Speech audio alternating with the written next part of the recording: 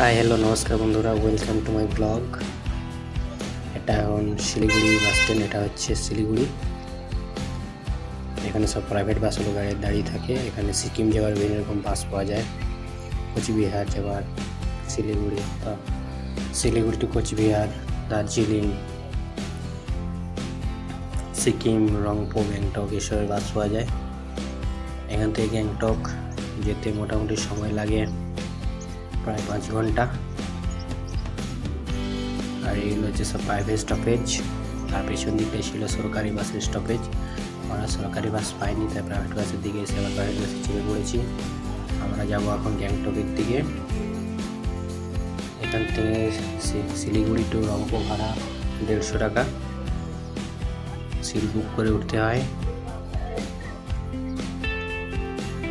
আমরা এখন bus stand ছেড়ে বেরিয়ে যাচ্ছি সিকিমের দিকে।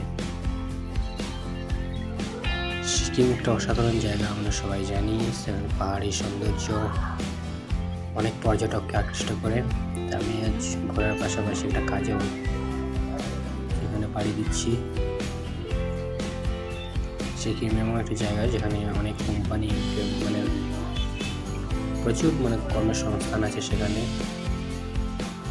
আমাদের বাংলায় যেমন পলিটিক্স করে কোম্পানিগুলো বসতে দেওয়া হয় না, সিকিমের কিন্তু তা নয়। সেখানে পলিটিক্স করে কোম্পানিগুলো সেখানে আনা হয়, ট্যাক্স ফ্রি করে দেওয়া হয়।